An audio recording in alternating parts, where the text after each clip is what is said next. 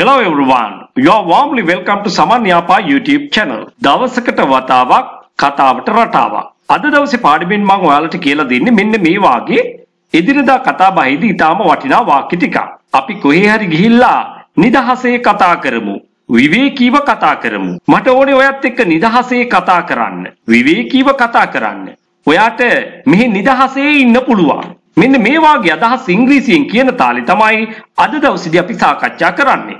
සුපුරුදු විදියටම පාඩමේ මුල ඉඳන් අවසානයේ දක්වා රැඳී ඉන්න ඔයාට මේ සියල්ල අඩු නැතුව ඉගෙන ගන්න හැකියාව තියෙනවා. අපි නිදහසේ එහෙම නැත්නම් විවේකීව මේ ගැන කතා කරමු. අපි මුලින්ම බලමු නිදහසේ විවේකීව හදිසියක් නැතුව කියන අර්ථයනේ. ඇමරිකන් ඉංග්‍රීසි වලින් මේක කියන්නේ leisurely.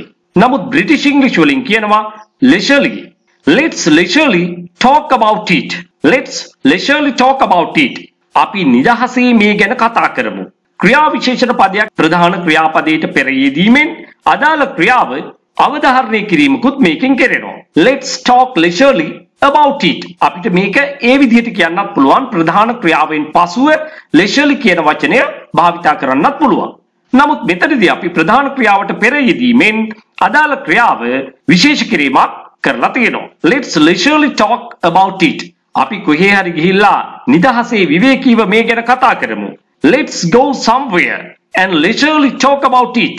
Let's go somewhere and leisurely talk about it. මට ඕනේ නිදහසේ එහෙම නැත්නම් විවේකීව ඒ ගැන කතා කරන්න. I want to leisurely talk about it. I want to leisurely talk about it. මට ඕනේ නිදහසේ විවේකීව ඒ ගැන හිතන්න. I want to leisurely think about it. I want to leisurely think about it. මට ඕනේ නිදහසේ විවේකීව මේක අධ්‍යයනය කරන්න. I want to leisurely study this. I want to leisurely study this. නිදහසේ හිතන්න, විවේකීව හිතන්න. ඔන්න ඔය වගේ සරල වාක්‍ය, ඊටාම සරල වාක්‍යයක් අපිට නිර්මාණය කරගන්න පුළුවන් මෙන්න මේ විදිහට. Think leisurely. අපි දැන් මෙතන ප්‍රධාන ක්‍රියාවෙන් පසුව තමයි ක්‍රියා විශේෂණය වෙන leisurely පාවිච්චි කරලා තියෙන්නේ. Think leisurely.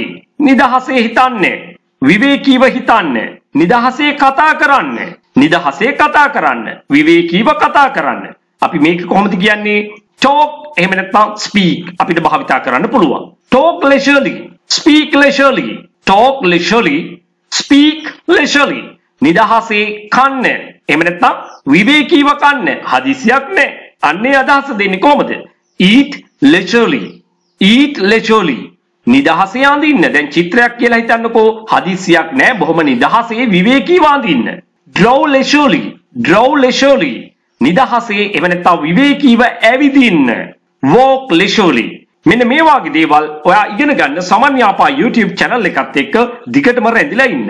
පාසල් යන දරුවන්ට උසස් අධ්‍යාපන කටයුතු වල නිරත වෙලා ඉන්න අයට, රැකියාවල නිරත අයට, ඒ වගේම රැකියාව බලාපොරොත්තු වෙන සිටින අයට එහෙමත් නැත්නම් විභාග ප්‍රතිඵල බලාපොරොත්තුෙන් සිටින කෙනෙක් වෙන්න පුළුවන්. ඔයාගේ දැනුමට ගැලපෙන විදියට කණ්ඩායමකට එකතු වෙන්න පුළුවන්. එහෙම නැත්නම් තනි පුජ්‍යල පන්තියක් සංවිධානය කරගන්නට පුළුවන්. මේ සියලුම පන්ති දෙආකාරයකට පැවැත්වෙනවා. ඔන්ලයින් ක්ලාසස් ලෙසත්, නේවාසික පුහුණු කඳවුරු ලෙසත්. විශේෂයෙන්ම පාසල් යන දුවලා පුතාලට නම් ඔවුන්ගේ නිවාඩු කාලවලදී මේ නේවාසික පුහුණු කඳවුරු සඳහා සහභාගී වෙන්න පුළුවන්.